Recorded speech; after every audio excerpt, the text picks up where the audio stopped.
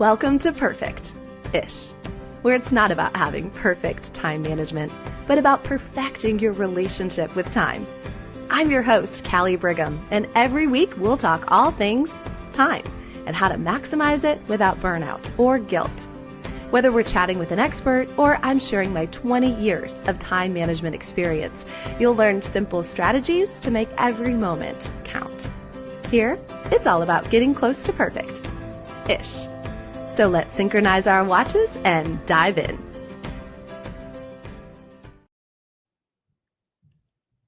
Hi, friend. Today we're going to talk about the B word. The B word. Boundaries. Boundaries, Sylvia. Eek, right? Yeah. I have a feeling that you are not alone. I am not alone. We are not alone if we've ever struggled with setting boundaries, whether in business or life or both. So I'm going to go ahead and buckle up today because I know that I'm going to learn from this episode, as are our listeners. And Sylvia VandeSlunt, did I say it right? You did, yes. Score. You are here with us today. I'm going to tell everyone just a little bit about you. So get ready for this epic list. Are we ready? Take a deep breath. Ready. Okay. Certified business and mindset coach. Love it. Check. Okay. There's more. SEO and website pro. Loving that. Branding photographer. Podcast host. So kind of fun to be on the other side of the mic, so to speak, today. Definitely. Oh, wait, I'm not done, Sylvia V.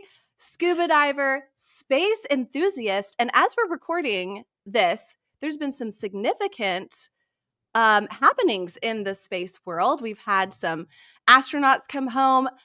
As an aside, and we can talk about this later, I have a cousin who lived on the Mir space station and has been into space a couple times. But we can talk about that offline, or we can just devote bucket list item. Bucket list. Okay, we'll have to talk about that more. We'll head back into our DMs afterwards. And this one's interesting. A green olive super fan. I am. Yeah. Yep. It's my weirdest on the list. Yeah. Just pop them in. Heck yeah. Or yeah. Mm-hmm. Uh-huh. I'm a martini girl when I have a drink, and I make what I like to call a dirty 30. So it's a dirty martini with as many olives as fit in the glass. As many as even 30 would be ideal. I mean, I don't know if it's actually 30. It's just my cute little name for it. As many as it. So do you like a blue cheese stuffed green olive, or do you just like plain as could be? I'm a classic like pimento stuffed olive girl, but I like the variety. Every now and then we'll either get the stuffed one, like the alternatively stuffed ones, or like stuff them myself. Okay.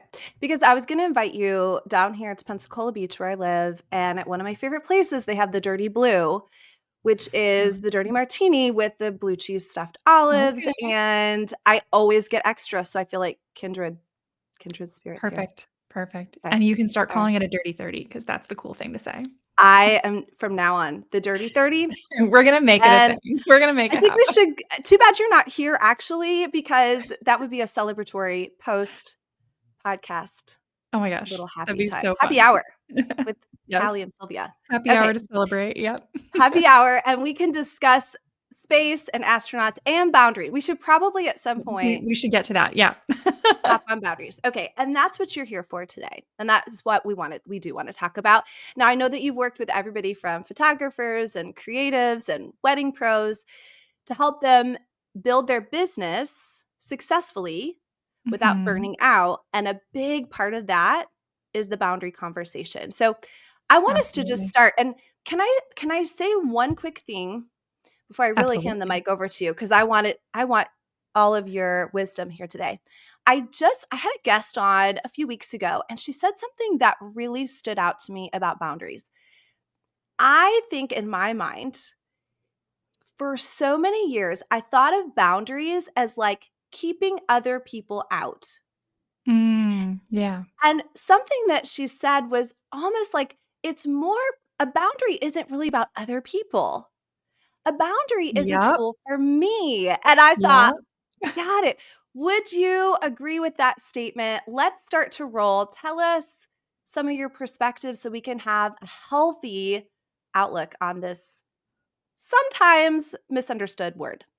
Yeah, absolutely. I absolutely agree with that. A boundary is a rule for yourself, and it's not necessarily to keep things out as much as it is to keep the right things in, right? Like we don't want to have all of this extra stuff coming in that's getting in the way of the life we want to live, the business we want to have, the experience that we want to have, right? Like the rest we want to be able to have. So it's keeping the right things in and just saying no to the wrong things. Ah, okay, that's a hot point that might make it on the highlight reel for today. That really helps me visually too. And I think as we explore this idea, one of the reasons that boundaries gets a bad rap is that, first of all, we may not understand how to implement them. And second, I Mhm. think almost some guilt that can be attached or formed to it. So if you can walk us through what is a healthy boundary? How do we start them? How do we avoid the guilt feeling that might come because we're probably projecting, right? Or doing it wrong. So we want to do it right. Yeah. Yeah, so that guilt feeling, I think everybody has experienced that, especially when you first start setting boundaries, when you first start trying to, like, say yes to the right things and no to the wrong things. It feels bad, especially I know a lot of business owners are people pleasers. Like, we wanna make other people happy, that's part of why we do what we do. I work with a lot of photographers. They're here to make families feel good, to make brides feel good, to make like their clients feel really good and feel beautiful and feel worthy. And it's really hard to then have the flip side of the coin where you're also taking care of yourself and making sure that you can show up for your clients and you can show up and make them feel good and make them feel worthy and make them feel beautiful.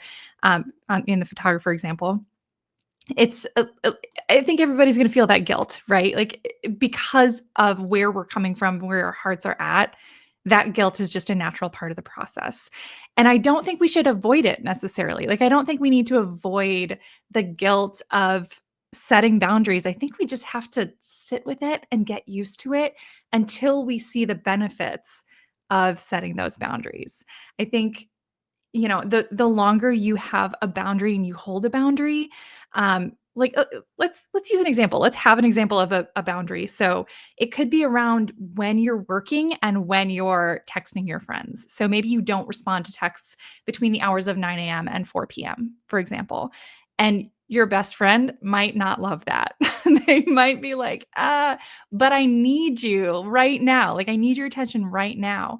But the longer you are able to hold that boundary, the less your best friend is going to be demanding that you respond to them. So the less you're going to feel pulled out of that boundary. And the more you're going to see the benefits of that boundary, you're going to see the benefits of saying, okay, no, I'm not going to touch my phone unless it's for business purposes between the hours of 9 a.m. and 4 p.m. And then you see that you can be more engaged in your work and you can be more engaged with your clients. And it's not exhausting to respond to clients because you're not also trying to text your friends back and things like that. That was a lot. But I think what I'm trying to say, bottom line, is that guilt piece, it's something that fades gradually. It's not something we have to get around or avoid or fix necessarily. It's just a natural part of the process. How refreshing, because sometimes we think that, okay, I hear something that's valid, I hear the idea, then therefore I should either minimize or pretend like I'm not feeling the way that I'm feeling, or if I am feeling that way, I'm doing it wrong, or I'm Mhm. bad at this, or I should just give up. How unique and refreshing, Sylvia, to say, go ahead and just rest in it, hold it a little bit, and maybe even use it because you're going to understand the benefit that's coming. Did I say that Mhm. right? Yeah. Yep. Definitely. Okay. And I think there's room too for, if you are feeling guilty for not texting your friend back, make sure you reinforce that with them. Like, Hey, I really care about you and I'm going to text, like I'm texting you back at 4 p.m. Like the minute I can, I am back in best friend mode. But this is really important and here's why. And reinforcing that boundary with them helps build connection in that relationship too. Like to your point, using that guilt to kind of not just enforce the boundary, but build relationships and build all of those benefits in. I'm not saying this well, but build all the benefits up a little bit more with that feeling of guilt. Just like leaning into it, I think can really help with that.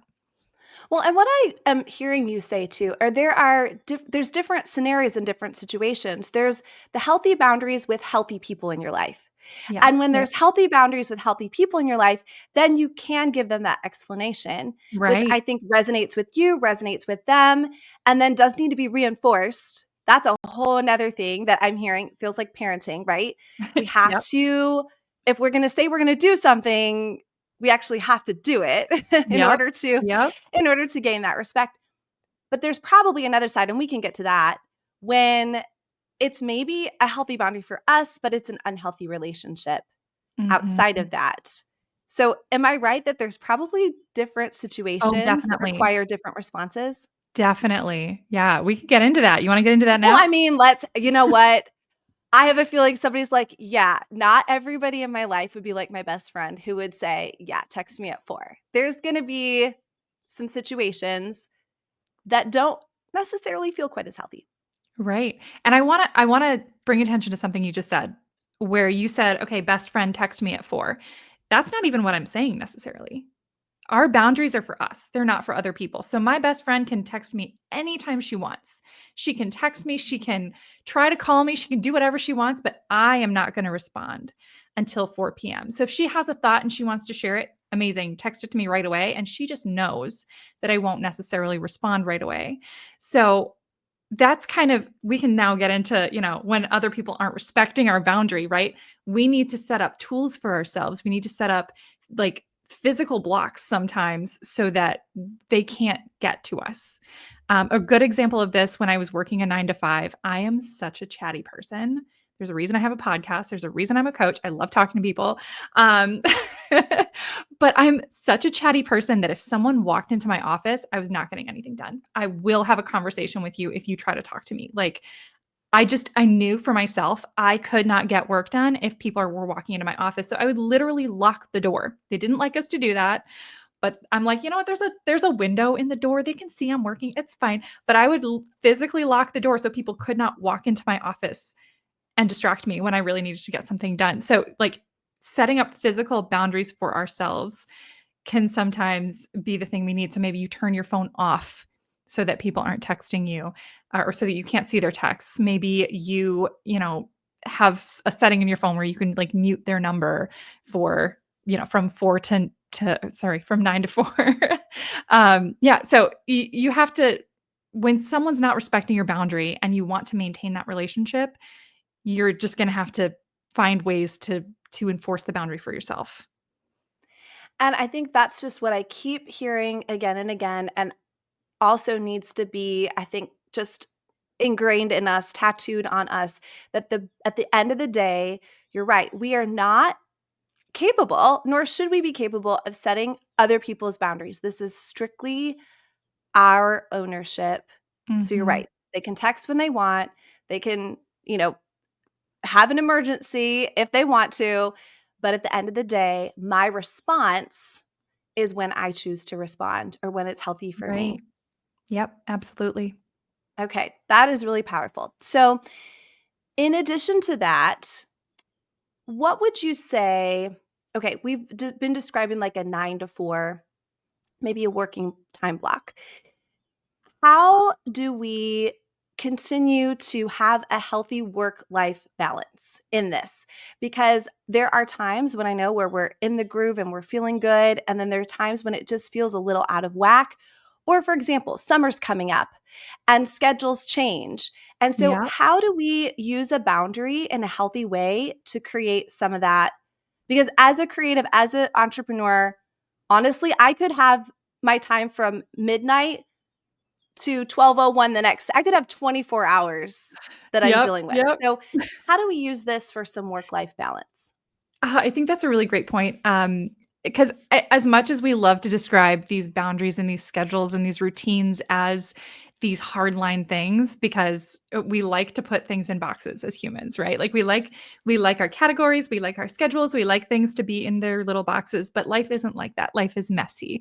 Life changes, especially I we talked earlier about how I have little kids. You have teenagers. There are schedules for them that are changing. There's, like sleep things constantly changing for us. Suddenly somebody's up in the middle of the night every night. Things change and our needs shift. So boundaries are almost these like living things. They're these mutable, flexible things that they have to change with us and we need to allow them room to breathe. So, like the example of having this working block, that's something that you're probably going to be pretty consistent with. But let's say what's a good example? Let's say I'm trying to move my body more, right? So I have a rule, a boundary that before 7 a.m., that's my exercise time. Like that's my me time. That's what I'm going to do. Well, let's say suddenly my 3-year-old is waking up at 5 a.m. every day. I can't like I can make a choice to hold that boundary if that's what serves my family best, if that's what serves me best. But there's a good chance in that situation that I'm going to say, you know what, that shouldn't all be on my husband. That shouldn't only be his job. So maybe we say like Monday, Wednesday, Friday, that's my time in the morning to do that workout, but on Tuesday and Thursday it's all me and you just sleep. Like you just do you. So, those boundaries can flex, they can move, but always keeping in mind the core why behind it. Like why did I set that boundary to not answer my texts from 9 a.m. to 4 p.m.? What was the reason? And is there something coming into my life that changes that reason or changes the importance of that reason in response to that? So let's say, someone in my family is sick and they need help. They need like a lot more time. So maybe it is time for me to turn on my phone then from 9 a.m. to 4 p.m. so I'm reachable so that they can call me if they need something. They can call me last minute. And I do respond to them, but then I can still hold that boundary with other people who don't necessarily need me. And I can set my phone to only let the calls through from people that are involved in that situation. So those boundaries can flex and breathe and change as long as we keep that core why at the center. One of the things that I like to think and say and share is that don't fight it, flow with it. Because you're Yeah. right. I could imagine. And by the way, there will come a day where those kids are not getting up at 5 in the morning. It's like 11 and noon on the weekend. And yeah, so your time is coming, Sylvia. Yes. But fighting it would probably ultimately lead to some exhaustion, maybe even some um, issues with your husband, right? With Yeah. feeling like somebody's being taken advantage of, or so there are times when we have to have them in concrete, but it sounds like most of the time, especially as women, if we have that ebb and flow and some flexibility and we don't fight it, but we flow with it, that at the end of the day, that's probably going to serve us best. I love how you're doubling down on the why of it, Mhm. understanding the behavior. So let's pretend for a second that I am a new client of yours and I'm feeling all kinds of ways, right? I'm feeling probably exhausted, taken advantage of. I'm feeling like there's never enough of me. Mhm. Okay, so I'm sitting with you. Where do you start to get to someone to figure out that why for them or the heart of it? Where would we start? Yeah, so what I heard you say is that you're feeling taken advantage of, right? Like that you're exhausted because you're feeling pulled and pushed and so what I'm hearing in what you're saying is there's probably a relationship issue there with the client, with the clients that my client has, right? So there's some kind of boundary that needs to be set. So where I would start with that, if if that kind of feeling of exhaustion is directed toward the clients that they have, who are you working with? Do you love the client that you're working with? Are they who you want to be working with? What are they asking of you that you're saying yes to and you don't want to? We kind of start with that piece of it, with that relationship piece. If that's where that is directed. If you come to me and you're like, I'm burned out, I'm exhausted, and you're directing it somewhere else, like, man, I cannot make another TikTok. Like I can't, I feel like I'm constantly writing emails and posts and like can I just not write for a week? Like, okay, well, let's talk about your marketing strategy. Let's kind of dig into that. So when you're feeling that sense of burnout, the first thing that we look at is where's that pointed? Where are you looking when you say I'm exhausted? Where are you putting yourself in that moment of exhaustion? And we start asking deeper questions about what's happening in that space. Okay, because that's really important. As I was describing it, and obviously just throwing out an example, it's almost like the always, never, everyone, no one. When we're Yeah, feeling yeah, that yeah. in one area, it kind of feels like everything is feeling that Yep. way, but it may not be. Like life with Yeah. the kids might be great and I'm not exhausted by them, but I am exhausted in this area or vice versa. Yeah. That's really insightful because I don't know if you hear that or if that's common, but if one little area, I think we automatically feel like my whole life is like that. And that's not necessarily the Yeah. case. And definitely. And if we dig into it, you're going to start hearing things like, okay, are you exhausted by your kids? Or are you exhausted because you can't show up for your kids the way you want to? Are you exhausted by social media? Or are you exhausted because you can't show up for social media the way you want to? Are you exhausted by your clients? Or are you exhausted because you can't show up for your clients the way that you want to? It helps us figure out where it is that's actually causing the exhaustion, because you're right, it feels like everything when you get really burned out, when you are just in it, it feels like it's coming from everywhere because you are burned out, so you can't show up the way you want to, so everything feels hard.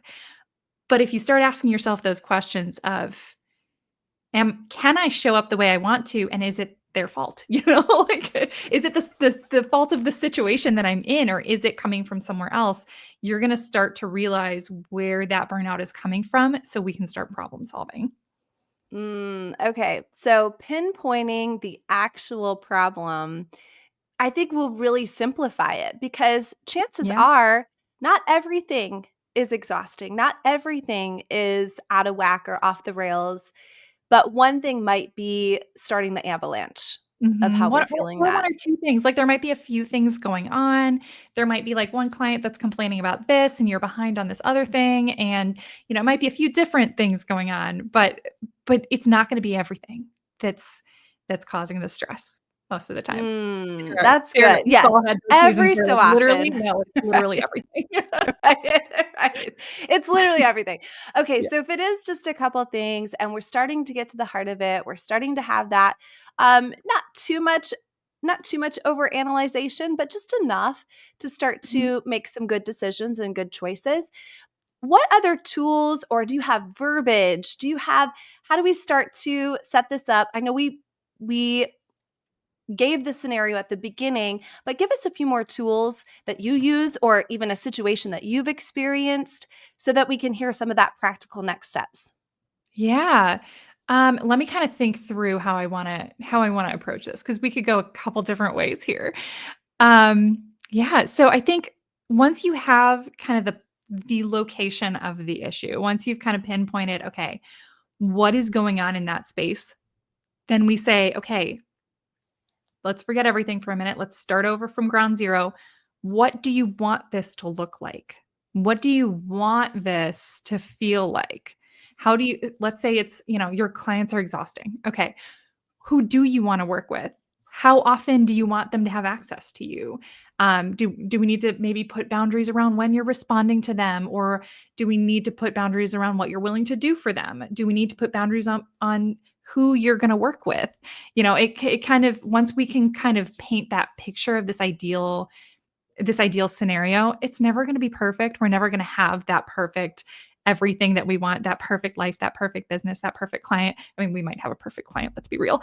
Um, but once we know what we want, then we can see the difference, right? It's like those things that we did as kids where we had the two pictures, and you had to spot the difference.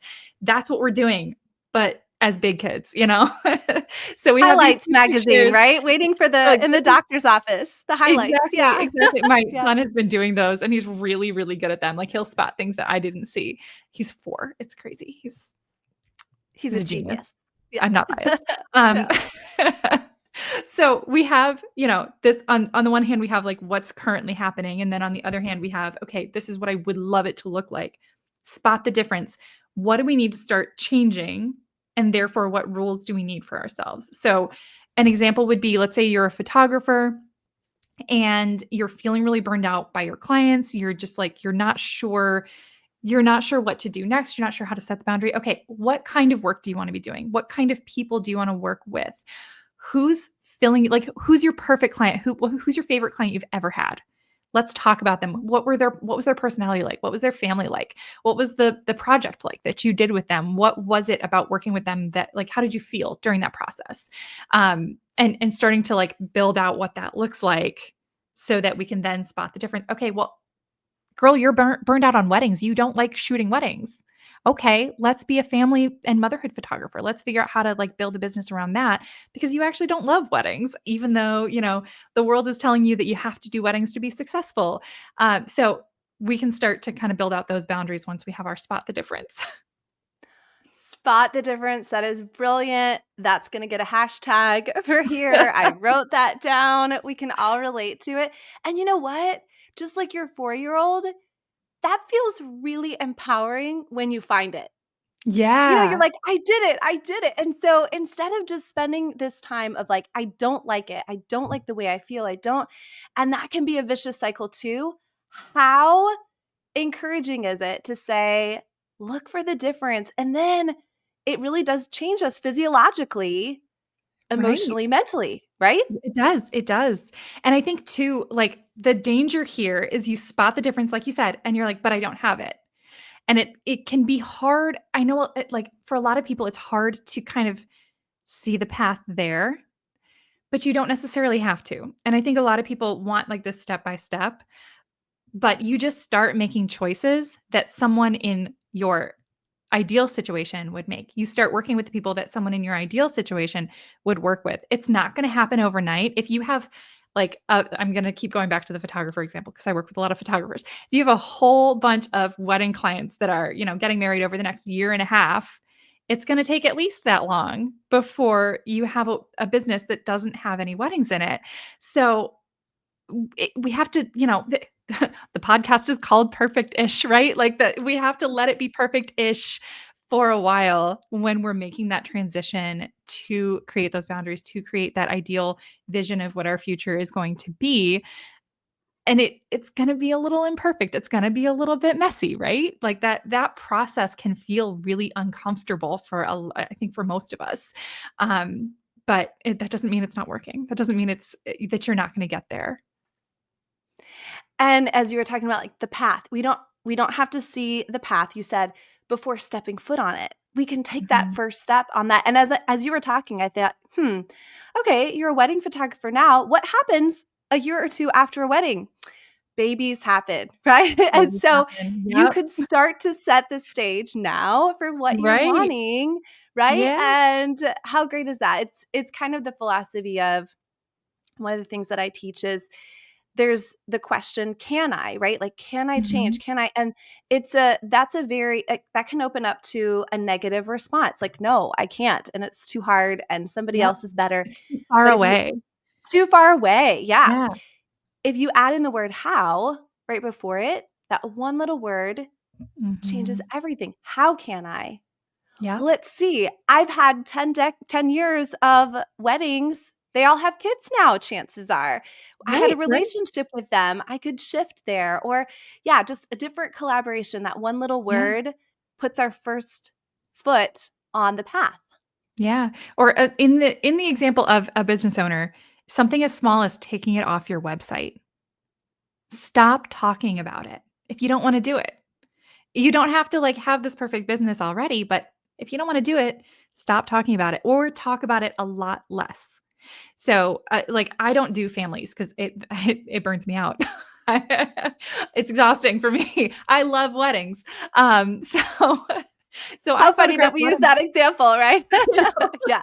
but I Yeah. know tons of people who just, like, it's not for them. Like, weddings are not for them. It's too much pressure. Yeah. It's a lot. It is a lot. But, everybody has their own strengths. But I occasionally do family photos for my past clients because I just like want the excuse to see them again, but that doesn't burn me out. But I never talk about it. I'll post something about their session on my Instagram stories. It never goes in my feed. They don't get a blog post. I'm sorry, guys.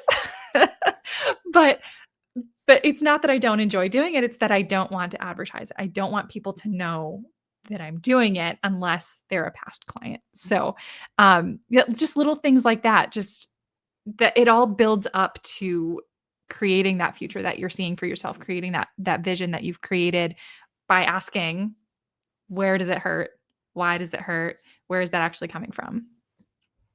So that pain point is really actually of such value when we understand that pain point. It's Yeah. this literally goes back to what you said at the beginning, I was about to and say that that. is yes, isn't it true? How full circle is that? Yeah, yeah, Hmm. and just to spell it out for the listeners, that goes back to that, like, As the we're like, why, what?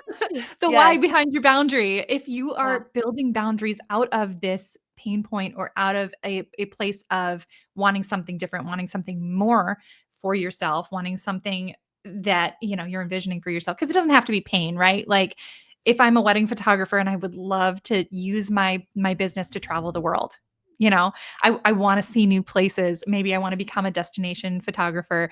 That doesn't come out of a place of pain, right? But it's a really strong why behind this change or this boundary that I'm creating. So yeah, it could be a pain and could be a passion, right? It Yes. could be, Yeah, yeah, yeah. and yeah, and we were talking about our kids before we press record here, and my oldest is 16 and doesn't exactly, well, he was going to be a um professional soccer player, of course, professional goalkeeper, Mm. obviously. Yes. But outside of that, outside of that, so we encourage When it. he's We're not like, doing that. yes, because you only have a short career before you get, Mhm. too old to play professional soccer.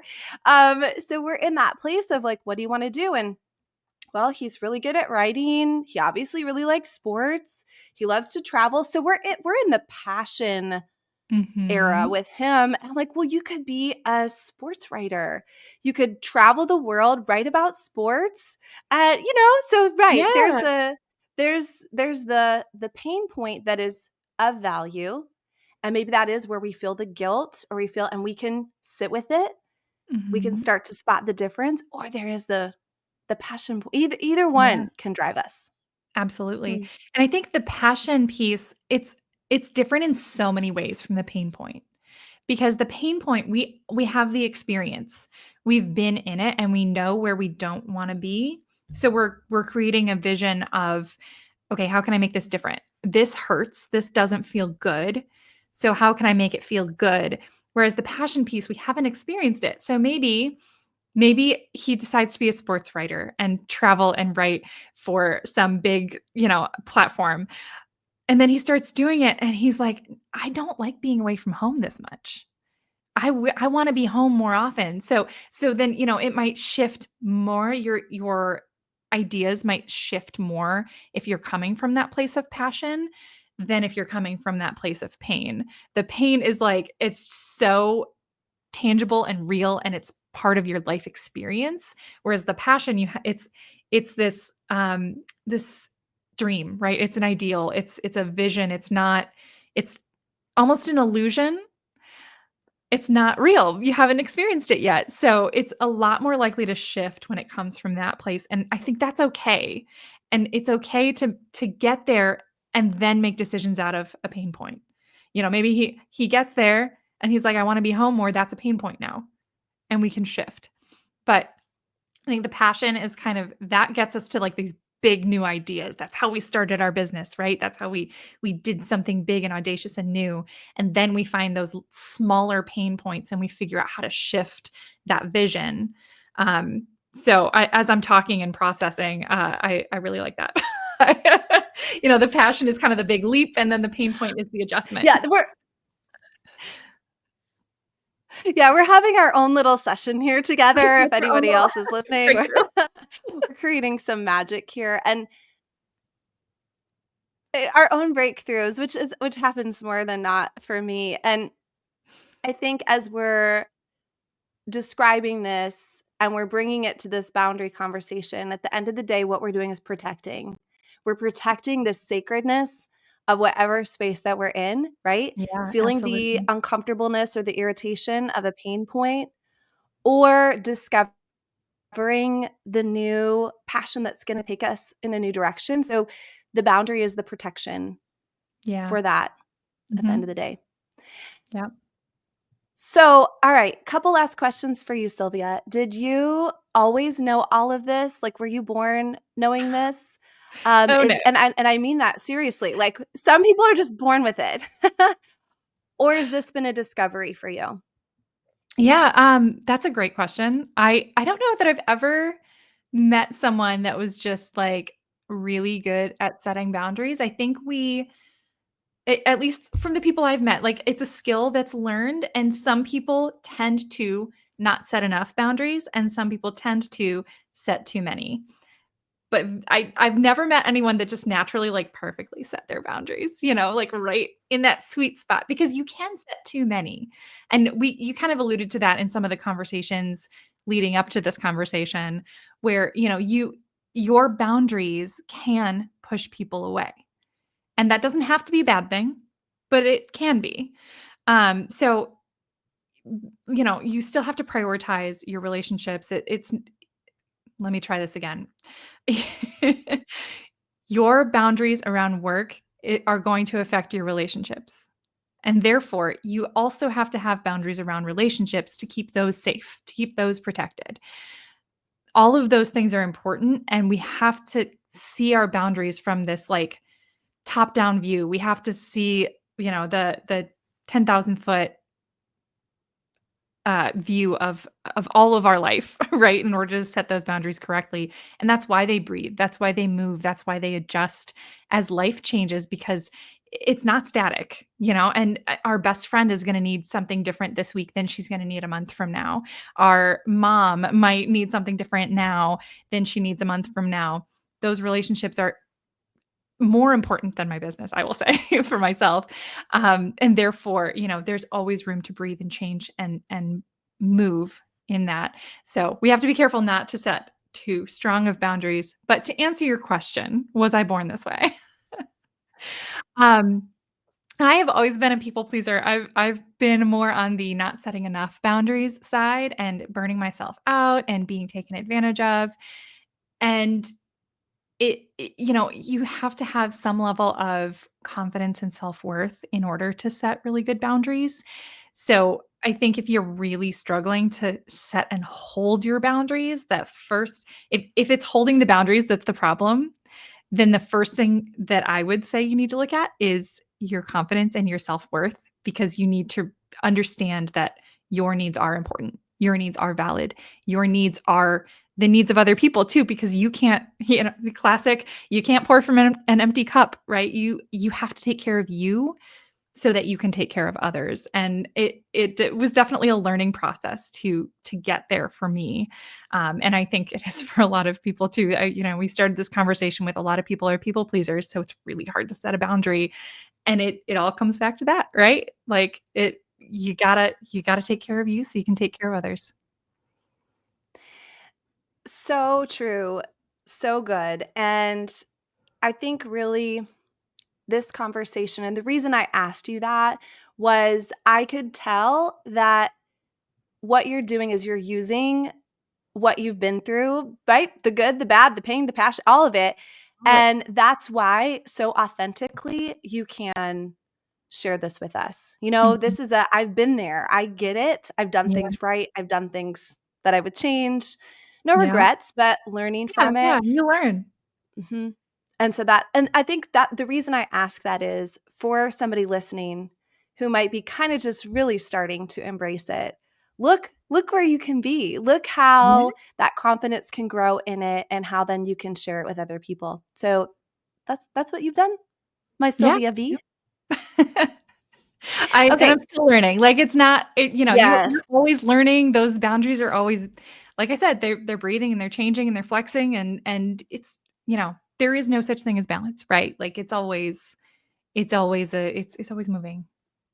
That's where the ish part lives. That That's ish. where it comes in. And we love it. We love the ish. We love the ish.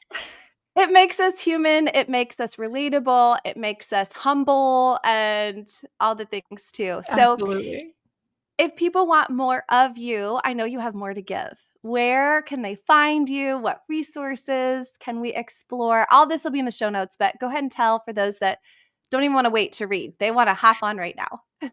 Awesome. Well, you can find me at my website, which is businesscoachsylvia.com. That's Sylvia with a Y. I know a lot of people spell it with an I. I'm on Instagram a lot. I'm also on LinkedIn and Facebook, but it's the exact same content and I don't check my comments as often. So mostly on Instagram at Business Coach Sylvia. And then I have a whole bunch of free and paid resources. So those can all be found on my website. But the one I'm really excited about that's coming up very soon is I'm creating a year of journal prompts. We talk a lot about boundaries in those journal prompts. So it's 366 journal prompts for business growth, and it kind of walks you through. We start with kind of the foundation of your business.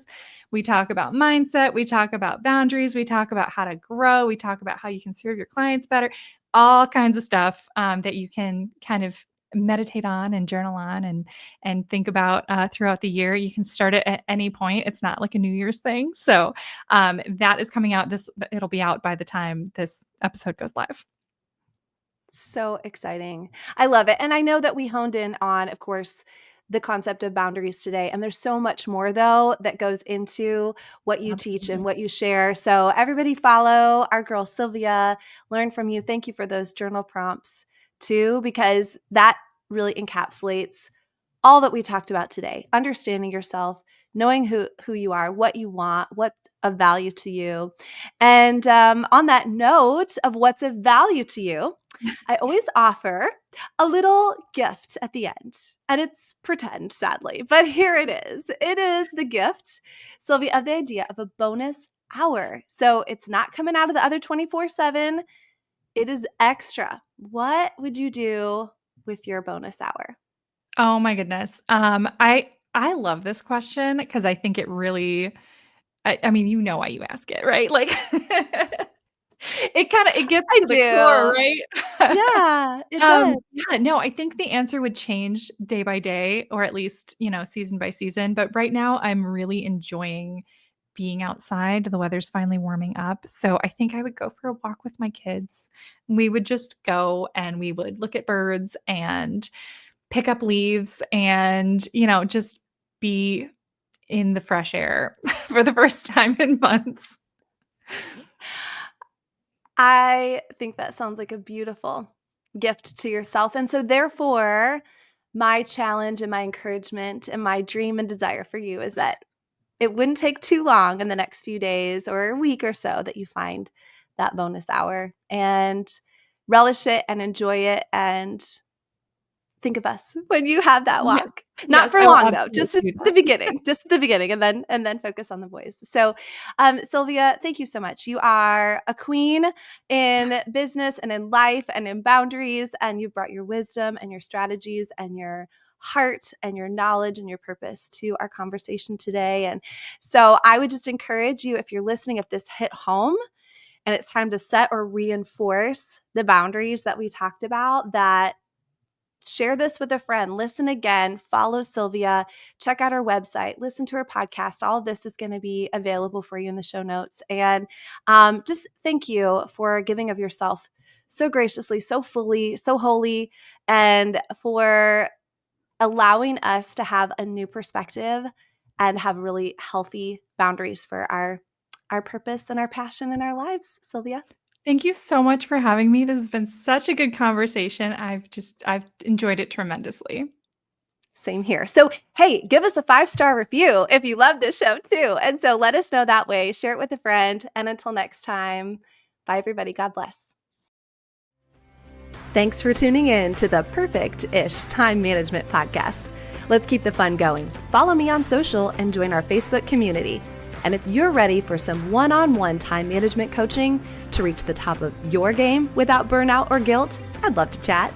Book a free interest call using the link in the show notes or send me a DM. And if you enjoyed today's episode, please leave a 5-star review and share it with a friend who's ready to master their time too. remember, we're in this together, making real progress towards becoming perfect-ish.